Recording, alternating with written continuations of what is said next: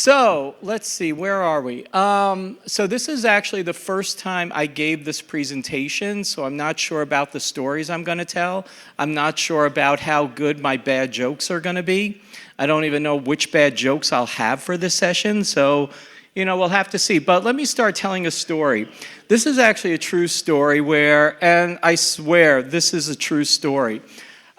We were once running a phishing simulation against a really large organization. It was actually a family-run organization where members of the family were owners of the company, and everybody knew these owners and stuff like that. And so we sent a phishing message in, and these were some pretty targeted emails. And one of the messages was specifically, "I met this owner, and he recommended I contact you for a potential job. My resume is attached. Can you please review my resume and let me know if there's any jobs per the owner?" And what happened was, obviously, this was a phishing simulation. And so when people would open it, they would get the message. If they clicked on the message, what would happen was, especially if they tried to open up the attachment, they would get the mandatory training. Says, okay, you clicked on a phishing message, here's why you shouldn't do that. Anyway, we had somebody actually reply to the phishing message and say, "I can't get into your message. I keep getting these strange errors. Can you please resend the message?" And we're sitting there thinking, is somebody, I wrote, "You can stop stupid." And you're not stopping stupid from existing. And I always think that the developers who allow users to create damage are the stupid ones, not necessarily the users. But I'll tell you one thing, this was a really, really stupid user, where they had actual training or forced training that said this was a phishing message, and yet, we're sitting there debating whether or not they're trolling us. And, we thought, no, this is actually a real message when we did the research. And then there was actually another time. So when I would develop awareness programs for large companies, there was this one 60,000 person type of company, and we created the awareness program. And what happened, and how I do that is I start to interview people and see what their impressions are about the current awareness program. And this one woman, and I'm talking to her, and I wasn't really sure what she did or whatever, but she sits down and she starts saying, "Okay, well, one thing I don't like are those phishing simulations." I'm like, "Okay, why?" And it's like, "Well, I clicked on one and I felt like I was being targeted." I'm like, "Okay, we do this because, if you click on a real one, this could be bad." I'm like, "By the way, what do you actually do for the company?" She goes, "I'm in charge of HR." And I'm sitting there thinking, if you're clicking on basic phishing messages, this company's in trouble.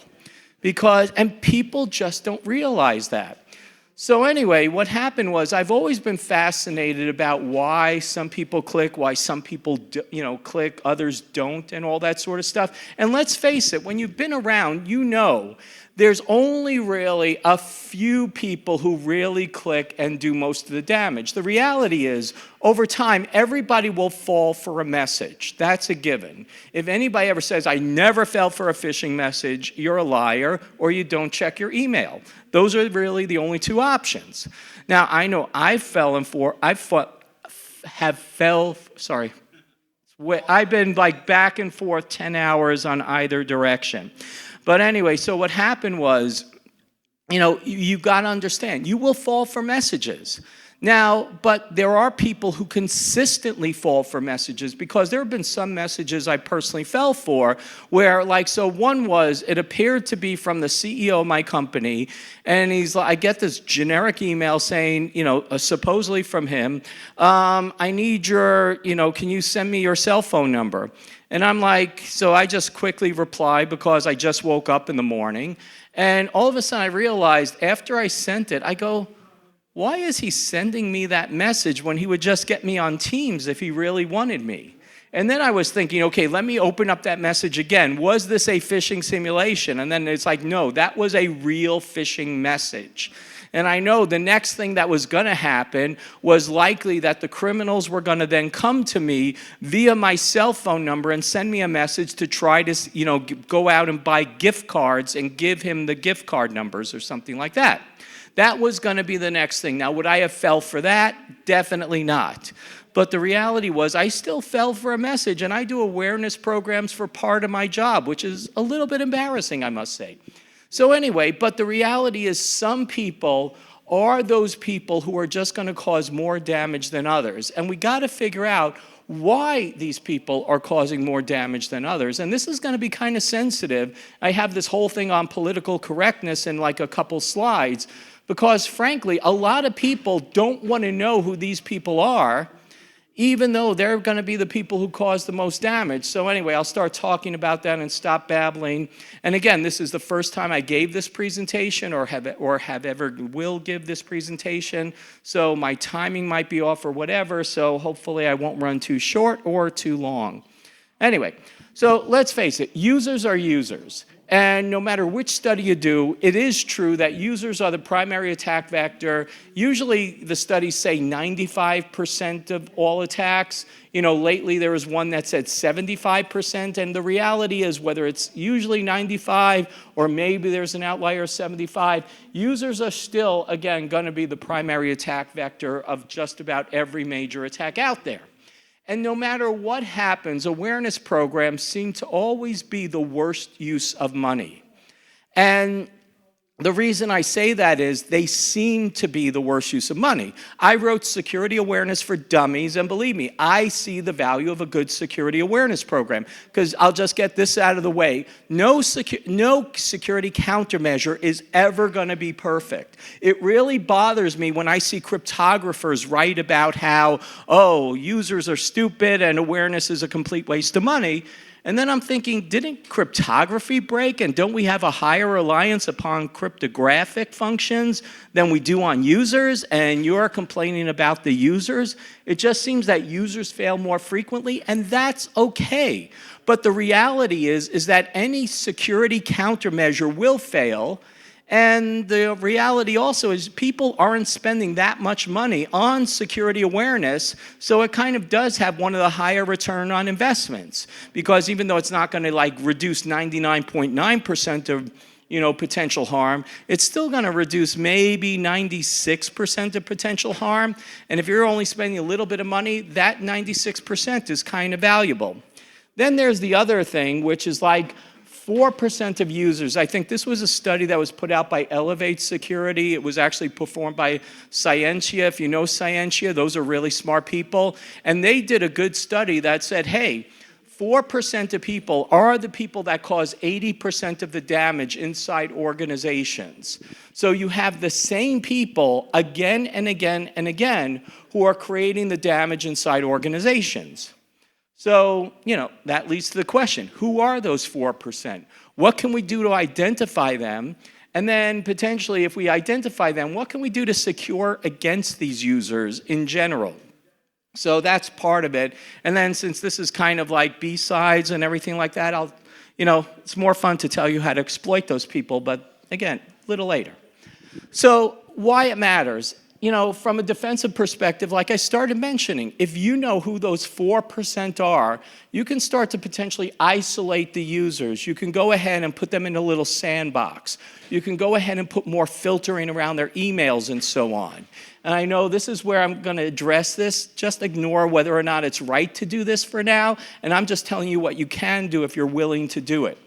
You can enhance controls, because one thing that bothers me, and again, I mentioned you can't stop stupid, because designers allow design systems that a user can click on a message and ruin their entire network.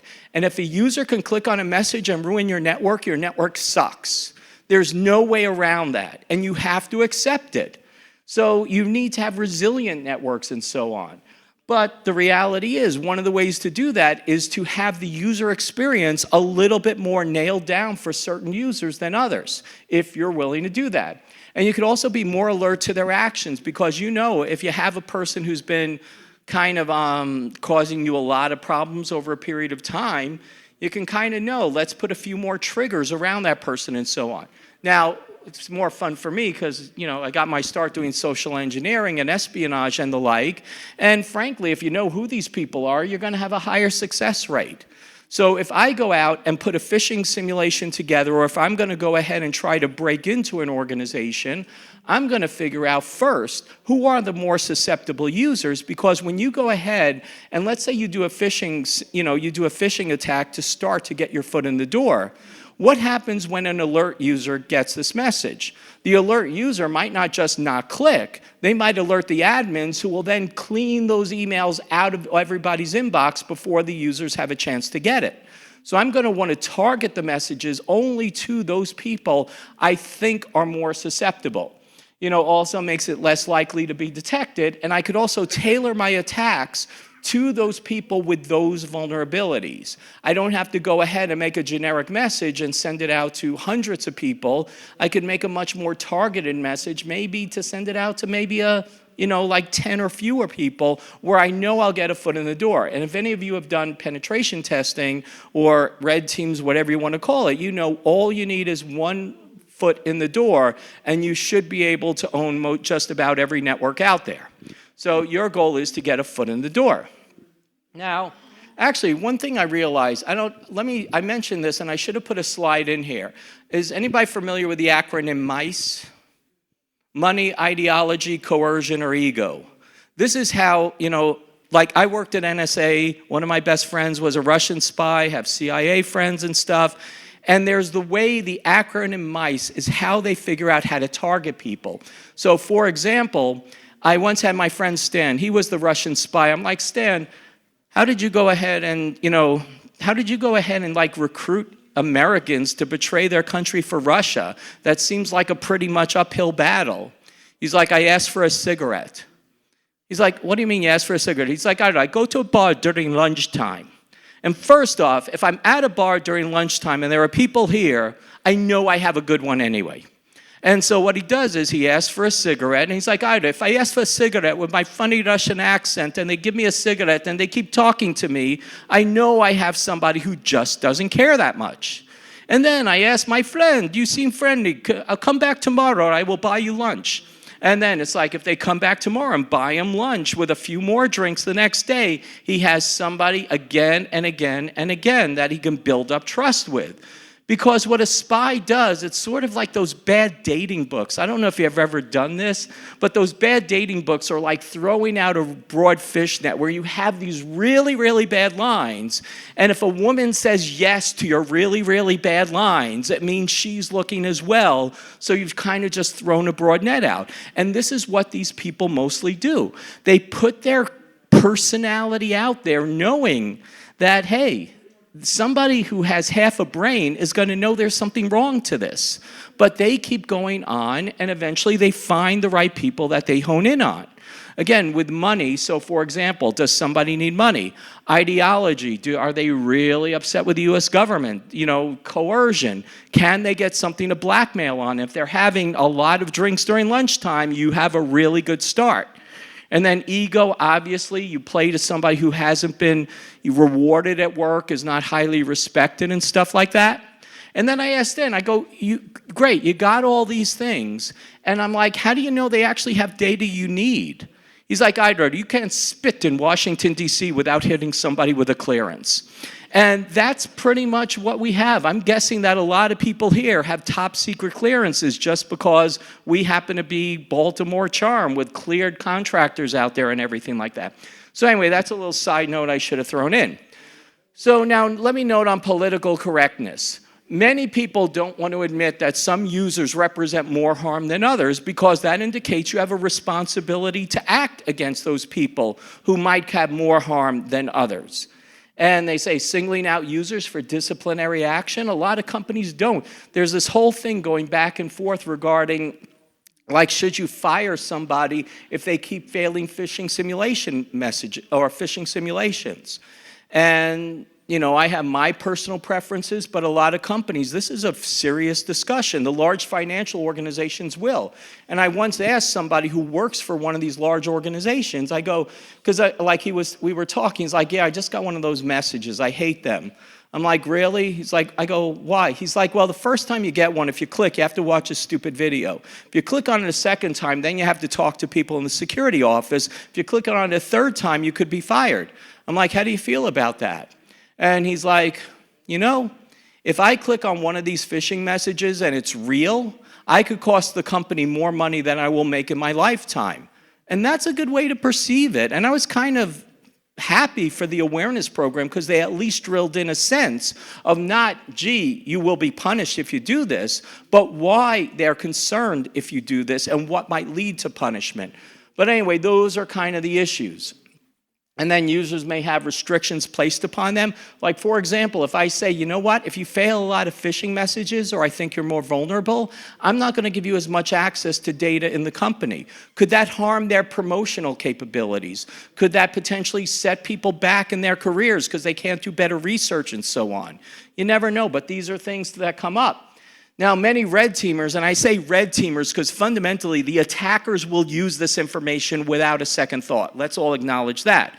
But the red teamers don't want to specifically target excessively vulnerable people because of ethics and other types of concerns. And frankly, you know, I have this attitude like, you know, like if I get a 0 day when I was doing penetration tests, if I find a 0 day I can use to exploit the company, what does that prove? Too many, you know, pen testers start looking at it like a game of gotchas and they want to be a bunch of Nelsons like going, ha ha, and like try to get people just because you can't stop it. There's no purpose. Like the job of a penetration tester, you're a security professional first. You're not a hacker first. Your job is to protect the company and leave it more secure than you found it. And even if your job is a penetration tester or red teamer and you call yourself a hacker, if you think your job first and fundamentally is to get in, you don't deserve to be in that position. Go out and commit a crime instead. You know, like seriously, otherwise you're worthless. So anyway, the reality, criminals will target the most vulnerable, like I mentioned before, and these people do cause more damage. These 4% of people will create more harm, will let the criminals in more frequently and so on.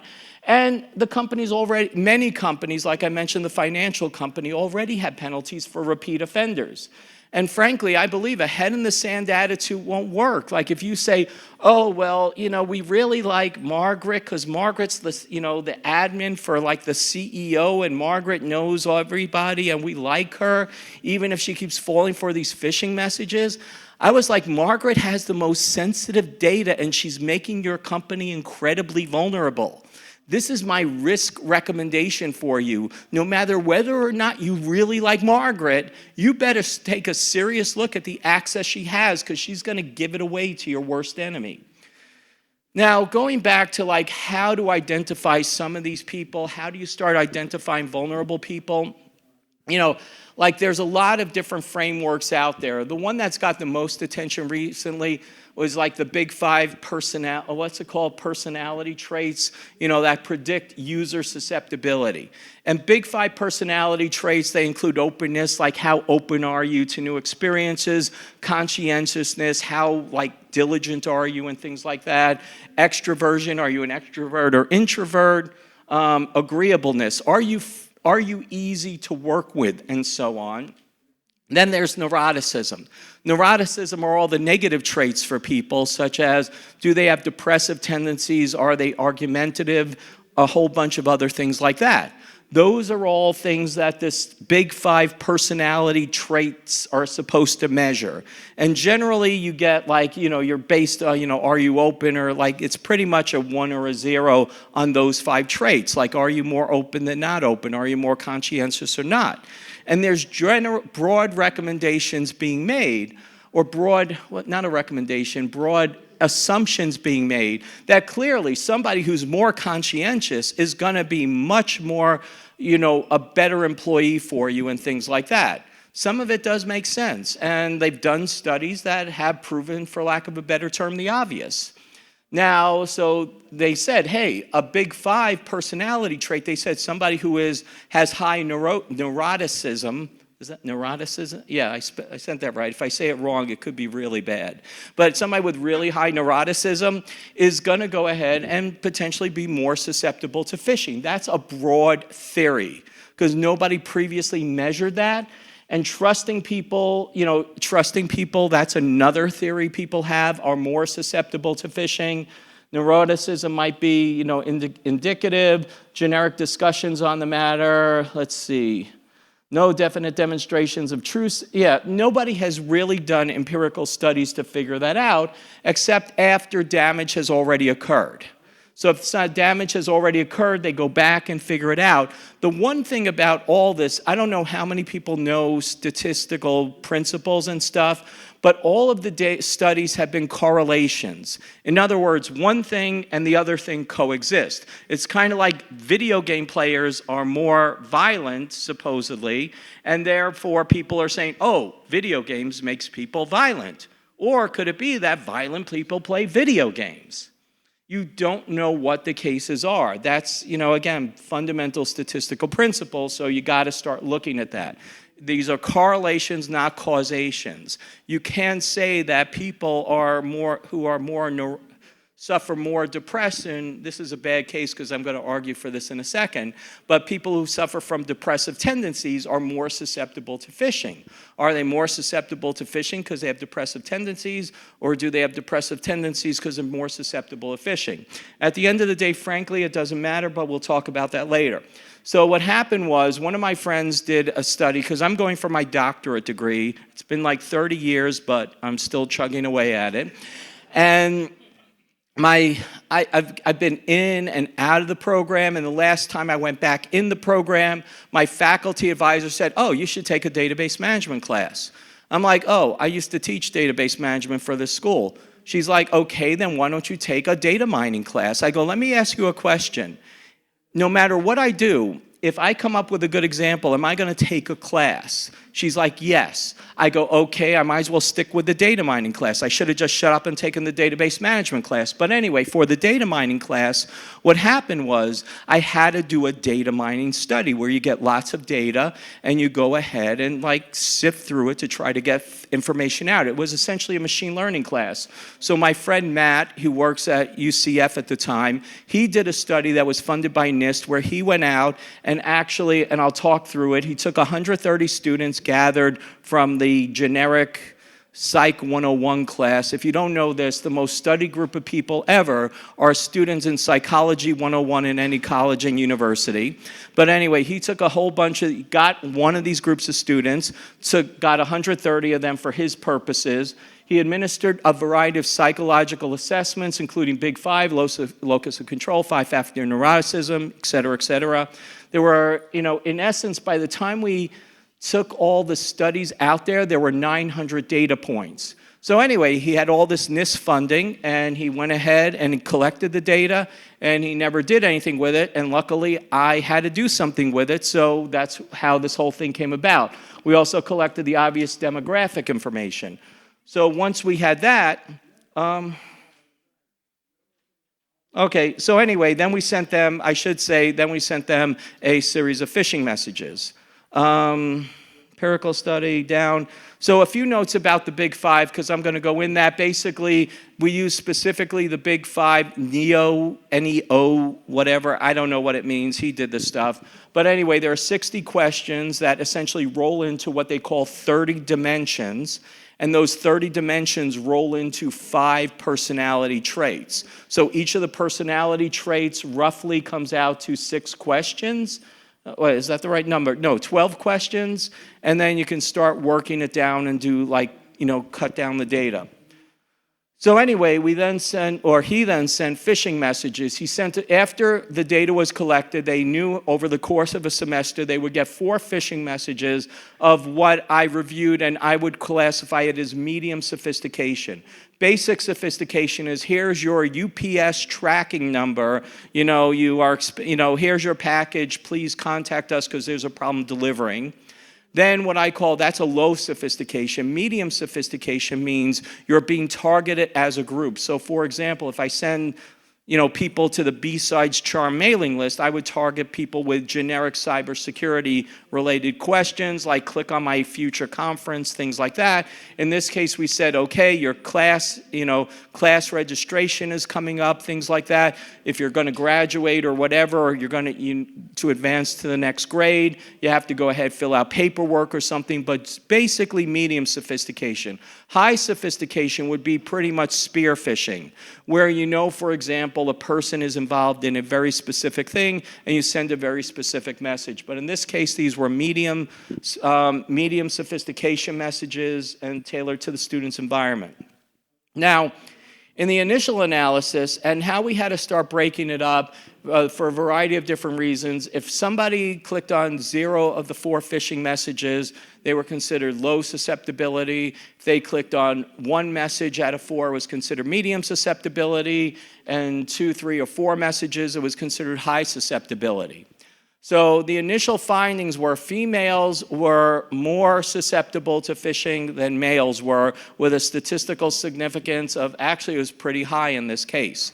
Now, I should say that we also had male, female, and non-gender specific in there, and non-gender specific also came up as barely significant, but anyway, females more susceptible to phishing. I want to say, before I go on, this number conflicts with some other studies on the fact, but in this case, the number was pretty high.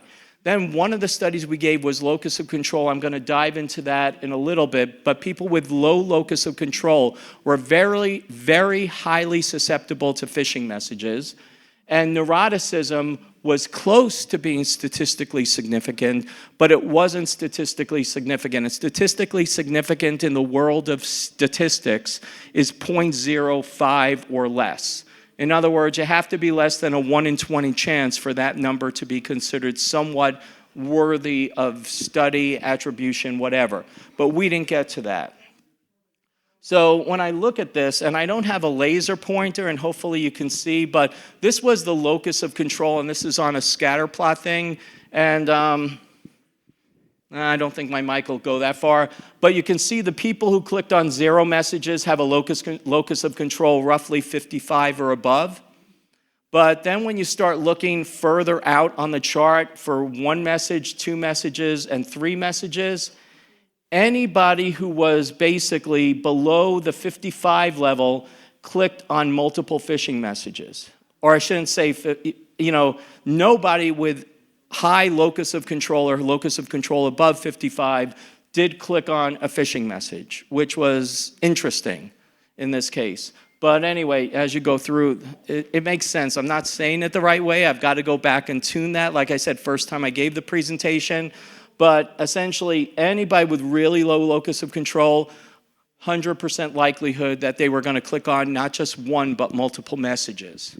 So anyway, that was interesting. I'll talk about why that's significant. Then what happened was, given that this was a class and I'm studying for my doctorate, my faculty advisor said, well, let's try to delve in a little bit more. Actually, this was a little bit before that.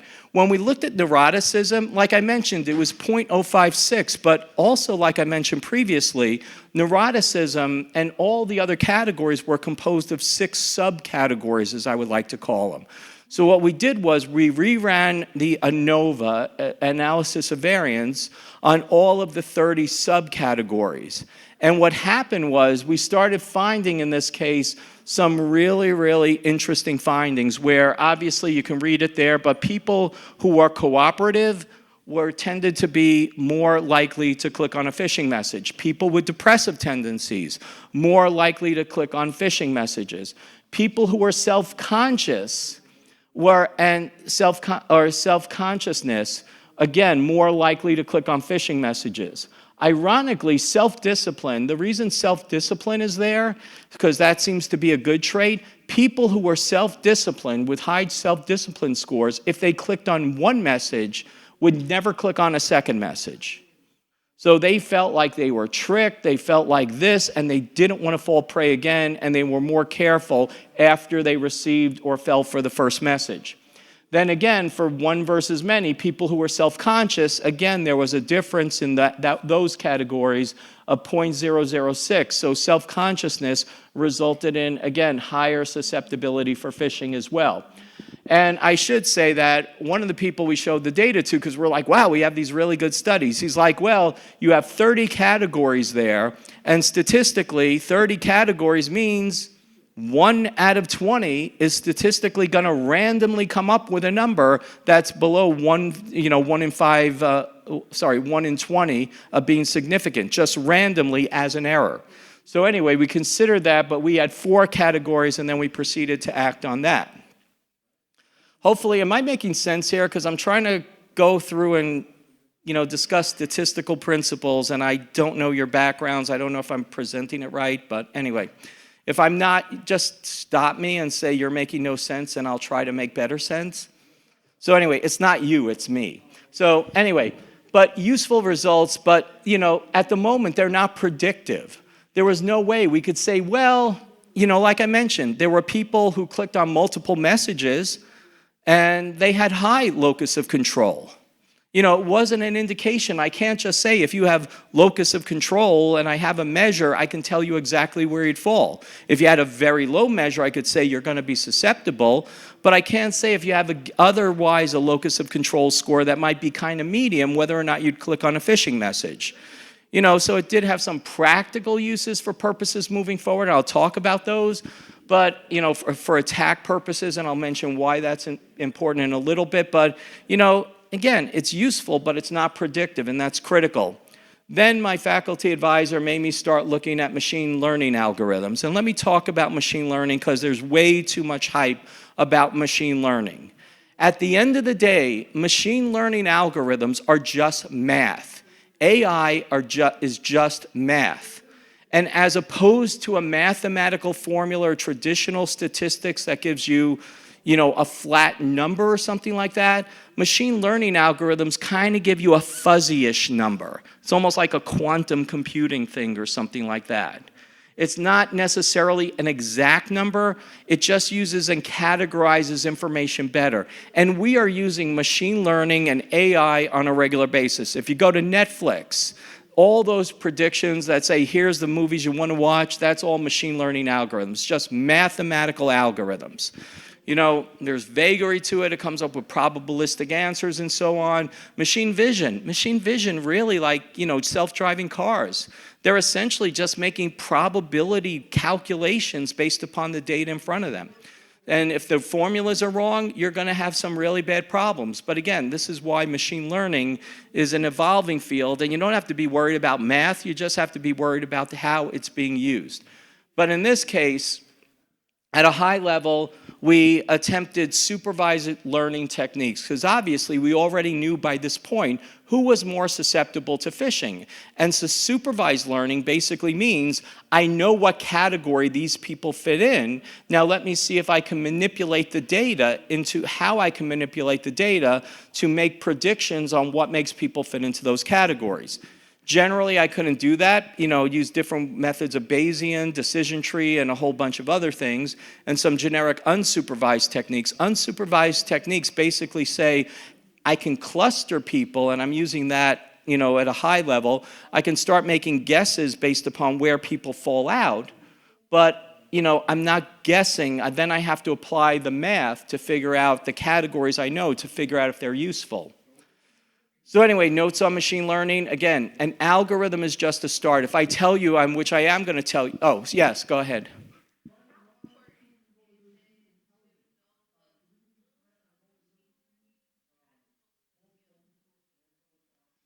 The rules of machine learning versus the skills of machine learning?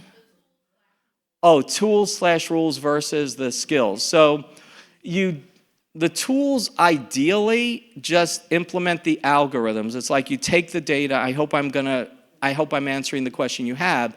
I used a tool called Wika, which is basically I have put all my data into the Wika database, and then it automatically has programs as to which algorithm I want to run against it. So we took that. Knowing the rules and tools is like, I'll be honest with you, if you ask me, even though I patented, I did come up with a patent for this, even though I did come up with a patent, I can't tell you what the difference is between Bayesian and decision tree at a high level. You know, I just know they're mathematical algorithms. Do I have to understand it? The answer is no. I just know I can try these algorithms which have been tested, very well tested, and come up with data that might be potentially useful. And then that's why I also have this slide, because having an algorithm is one thing, and I'll tell you why that's important in a second. It'll make more sense. But once you know you have, like, the algorithm, then you have to figure out where are you going to get the data. Because if I don't have a good source of data, it doesn't matter how good the algorithm is, it's not going to be good data. So it's not going to, garbage in, garbage out. Then, if assuming I have a good set of data, then what I have to do is I have to choose the attributes. So for example, I could have just gone when I did machine learning and said, okay, I'm going to have openness, conscientiousness, extroversion, etc., and those are the categories I put in. And with those categories I put in, I would have got no useful data. You have to experiment. Once you have an algorithm, you have to constantly experiment with which attributes, which categories of data are you going to try to put into the formula. And then once you do that, then you have to figure out, okay, how do you tweak the application of the algorithms? And, again, what we did was we used k-means clustering. And with k-means clustering, as an example, you have to define the number of clusters you want. Like I could say I want 1,000 clusters. I could say I want 3 clusters. 1 cluster, and so on. So what happened was, it's an unsupervised technique, which means you don't go in knowing the category of the data. And then it required choosing the right attributes of the 900 different attributes that we had available to us, the number of clusters, and then I randomly chose the attributes after pretty much about probably close to 100 different attempts. I finally chose the attributes that were the most obvious, the ones that gave significant statistics based on the previous analysis of variance that we did. And I randomly chose 6 clusters. I remember being on the phone doing this, and then the magic happened, as I say. Because what happened was, and if you look at the chart, there are 3 colors on that far graph there. So the 3 colors are high, medium, and low. High is gray, medium is orange, low is blue. And when I came up with the 6 clusters randomly, they were homogeneous, they were pure. In other words, every data point in each of the clusters was completely pure for people of that level of risk. And one of the things that comes out of this, and the reason why machine learning is different than generic statistics and how k-means clustering came out, there were, like I mentioned, 5 different categories. We put in locus of control, we put in self-discipline, self-consciousness, all the other ones that I mentioned before. And what happened was, putting those in with 6 clusters, it's not one thing makes the difference. It's not just locus of control which made the difference. Think of it like a sound balancing board. If you've ever seen like DJs where they have those little sliders that, they make it raise the bass, lower the alto, whatever the cases are, that's essentially what the machine learning clusters did. Because I can give you the data later, but for example, we have people who have high levels of depression who fit within a category like that's basically high risk, but then we also have people who fit within low risk who happen to have high levels of depressive tendencies. And the reason is that they have other attributes like self-discipline that help balance that out. So it's not just I have this trait, therefore I'm highly susceptible. It's I have a combination of traits that makes me susceptible, not susceptible, or medium susceptible to phishing or other types of social engineering attacks. It's not a very one-on-one thing, which is what machine learning allows you to do. And it's what allows the clusters analysis to do, as opposed to standard statistical algorithms, which will say, well, if you have that, you're kind of like 94% likely to be susceptible to phishing. This was able to cluster people with 100% accuracy. So that, again, people are calling bullshit on me on a lot of this, but literally, it's even if you put the numbers out, the probability of this is 3 to the 113th power of it not being somewhat accurate. So that's pretty high, even if you want to call bullshit to some of this. So anyway, implications. Phishing susceptibility is not dependent on a single trait, but a balance of multiple traits. So you can potentially predict with depending on how much you want to use this type of data, you could potentially choose who or determine proactively who's going to present more risk to your organization. Like I mentioned, individual traits are not predictive. Gender was significant in the study, but other studies find differently, so take that with a grain of salt in this case, but it's still something to consider moving forward. As far as the notable findings, I did patent this algorithms and stuff like that, and the combination. Something that was interesting, that was different, was we analyzed what I call the little 30 as opposed to just the big 5, breaking the big 5 down into the composing components. And then another thing we did was we combined locus of control with data out of the big 5 assessment, which, people don't typically combine psychological assessments to come up with an individual measure. And this is something that other people should start considering in the future as well if they're going to start to look at this type of stuff. And here's something that's interesting. Simulated phishing, because there's a lot of arguments about this, but simulated phishing can decrease phishing susceptibility in your organization. Again, those people who clicked on a message who are self-disciplined are significantly less likely to click on another message. There's a principle in safety science, if you look at, human nature across different disciplines, like in cybersecurity, we think we're this special snowflake, and we have these problems nobody else deals with, like we're the only profession that ever deals with human error or things like that. There are other people, I know it's hard for some of you to realize, but sciences like safety science, even things like accounting and other disciplines have to deal with human error on a regular basis. And in safety science, there's this principle of complacency where if some safety scientists refuse to create a perfectly safe environment, even if they think they could do so.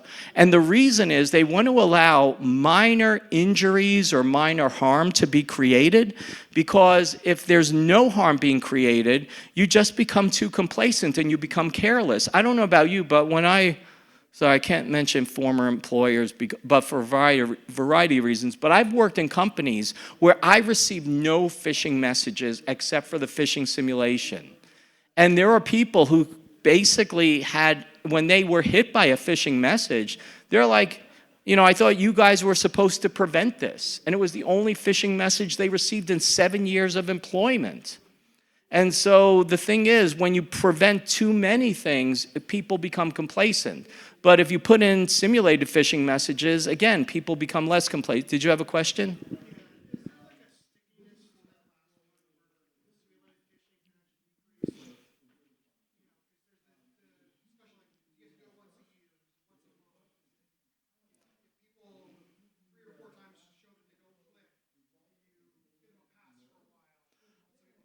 Personally, I recommend you do it on a decreasing frequency, because if you do it too frequently, it's like an insult to their intelligence.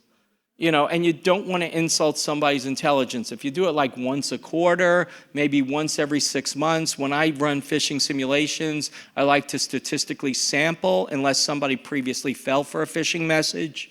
So for example, we'll break the company up into 6 cohorts and phish them once a month in each of the 6 cohorts unless somebody clicks on a message and so on. And then they obviously get it every month instead of every 6 months or so on.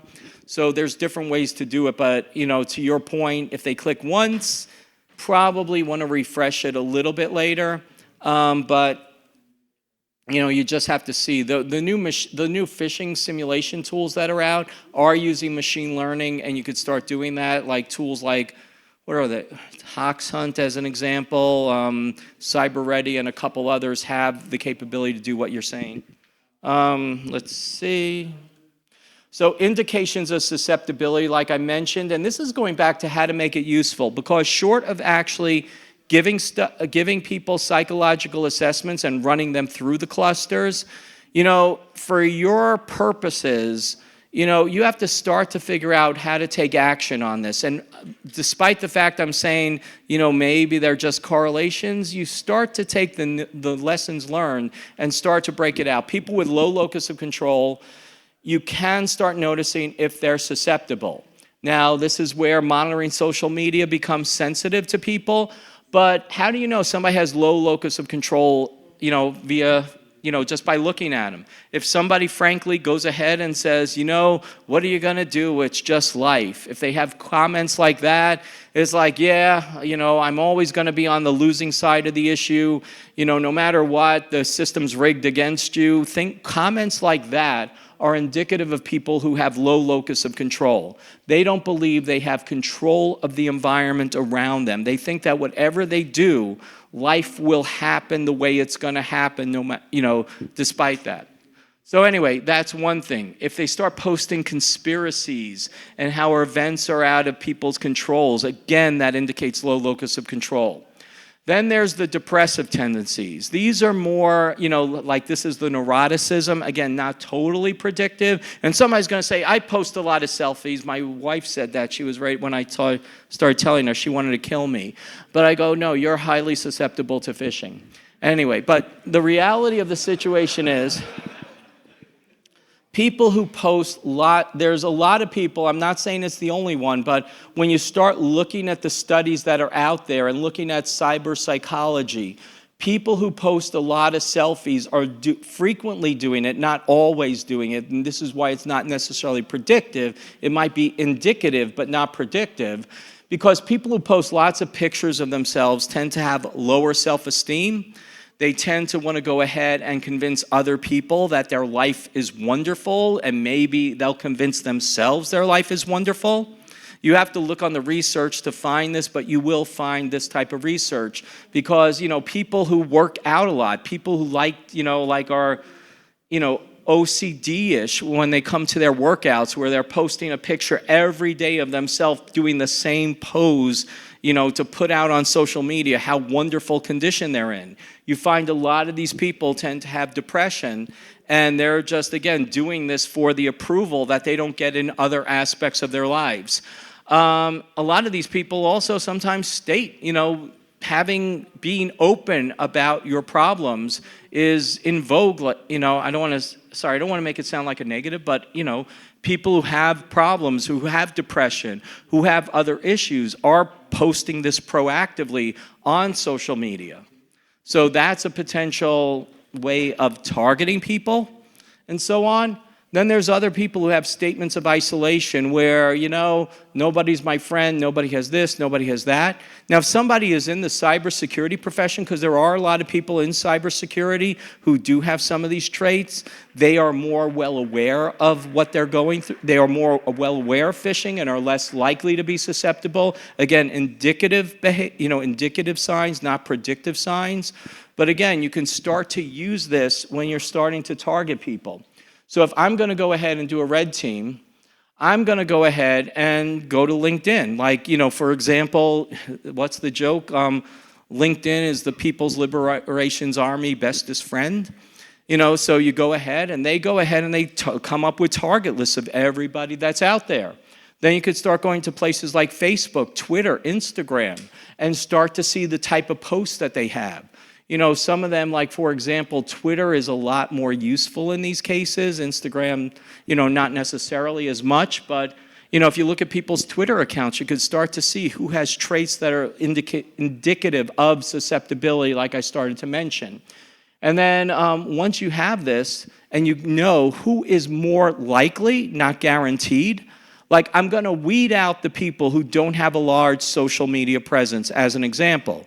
But then when I see people, again, who are starting to post lots of selfies, there's a lot of people, for example, they looked at who post lots of selfies but don't smile in their selfies.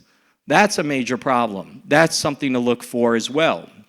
And if I'm going to be a red teamer or I'm going to be my old adversary days, I'm going to start looking to those people and focus phishing messages to those people out of all the other potential targets that I have. Now, like I mentioned before, cater their ego. For example, if you have somebody who has depressive tendencies, you can go ahead and reach out to them. Say, I see, for example, you're in my profession. Can you please review my resume? I look at you. You're posting really good information. You post up, if they have depression, you bump up their ego a little bit. It makes them much more likely to click on your supposed resume, which can have whatever malware you want to put in it, and start to go after them. And I'm not saying I've ever done this, but it can be done. Then there's defensive applications. Proactively identify your vulnerable users. Now, this is a little bit sensitive to what companies are willing to do. If I see somebody that is potential threat, I am going to go ahead, if I have the ability to do it, to start to minimize possible accesses. Make sure that, there's the concept of least privilege, and then there's the enforcement of the concept of least privilege. A lot of organizations say they have least privilege, but they don't. So I'm going to start to look into it. And then I'm also going to start to look into what additional protections can I put on those people and start to go ahead and look at better anti-malware, look at potentially more tuned data leak prevention software on people like that and so on. Maybe go ahead and make sure they go to a higher filtering on web content filtering than might otherwise be done. Maybe like, going to generative AI systems and so on, going like ChatGPT and others, you can put better filters on that as well. Then you can also do more positive things like increase the frequency of awareness for those people, and potentially you can go ahead and tailor the awareness to their psychological needs. Because I'm telling you how to do this from this perspective, there's also ways of using this information to make the information more relatable to people. And that's a lot more expensive, but if you're going to go ahead and realize these are the 4% of people in your organization who are your biggest threats, it's a lot better to go ahead and maybe say, hey, if these are the 4 people who keep clicking on those phishing messages and keep saying, hey, reply back to my phishing message asking me to send it again, I might go ahead and sit down with them personally and start to address the information with them personally and so on. And then on the downside, do I really want that woman in charge of HR who doesn't like phishing messages because they make her look stupid? I'm like, it's better a simulation than the real thing, You got to consider if you're giving somebody in a position with a lot of sensitive information and they're potentially susceptible, does that make you negligent if they do things like that? Anyway, it is worth exploring a little bit more. Admittedly, this was one study, but the reliability of the study was 1 over probability of 1 in 3 to the 113th power, which give or take is 0.00000, like 13 zeros out there. So it is worth looking into a little bit more readily. Some of these results, admittedly, are intuitively obvious. Like I said, people were already making assumptions about neuroticism in the past. This is putting a little bit more definition to it. And again, people have to be willing to make use of the information. Buy my books. My books are awesome. Go to my company website, and thanks. If you have questions, I'll take them.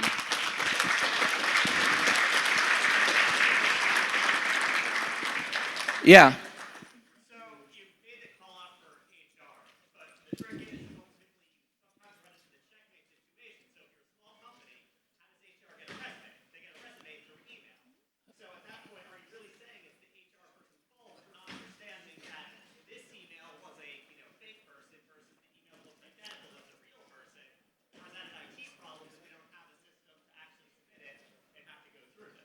That mostly is an IT system. So for example, for some companies, I also get called in to investigate and prevent against these attacks. And companies like that, one of the biggest problems are that there are now companies if you send them an invoice, they have to put it through the official system. If you send a resume, they have to put the resume through the official system. You can't just get an email directly. It has to go and be submitted officially, which hopefully filters that out. On the other hand, like I mentioned, if a user can click on, an email and ruin your network sucks. And that then goes into how much of a containment do you put around not just a vulnerable user, but any user? Do you have good anti-malware? Do you have the ability, no user should have permission to download files and install executables on their system.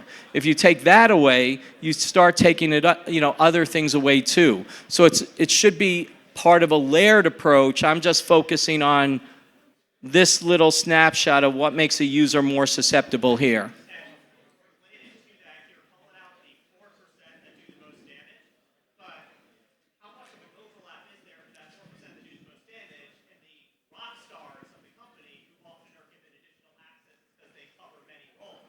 That one I don't know. That's a different study, but frankly, when it becomes obvious, they should not be a rock star anymore.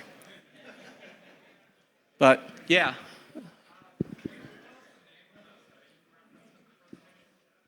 Which study? Oh, this one? This one hasn't been formally published yet. It's in the process of being published, so I could send you the data if you want and the initial write-ups. Okay, just send it to me when you have it.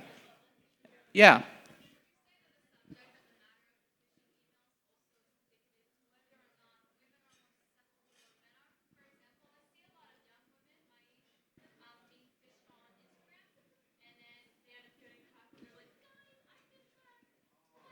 Mm-hmm.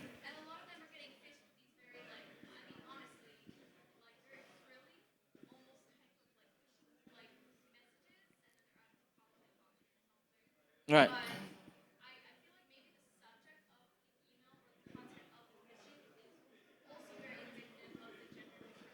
Yeah, in this case, the messages were very generic. There wasn't anything, I mean, frankly, I looked at it intuitively of all the messages, and it was like, it's time to register for your classes. It's time, fill this out for this event or something.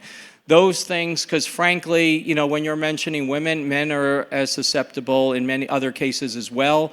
But when you're looking at women who are active on Instagram, where they're highly communicative, which again was another, one of the other categories, there's so many factors at play where they're on there, and I'm not going to say those people on Instagram are highly self-absorbed. I frankly appreciate those women because somehow they've managed to create a living doing absolutely nothing different than if they had a real job. And so I appreciate that, but those personality traits that allow them, to be open and to put out that information that I would kill a daughter for putting that up on the internet. I don't have a daughter. That's a bad example. But I would be like, are you kidding me that you'd put that type of stuff up? That's more indicative of their personality that allows them to be so visible. And then there's like a guy, there was this guy, he hacked, this is a true story. This guy was like out, his Twitter handle was NFT God. And he was out there promoting NFTs. And his account he fell for a phishing message. And he still kept doing it despite losing supposedly millions of dollars he did not get back. So those are people who just have this really bad personality that makes them susceptible. But I don't think the data we had, that's a good question, but the data we had was, again, generic to just students. It was, they actually used real messages, but they made them into phishing.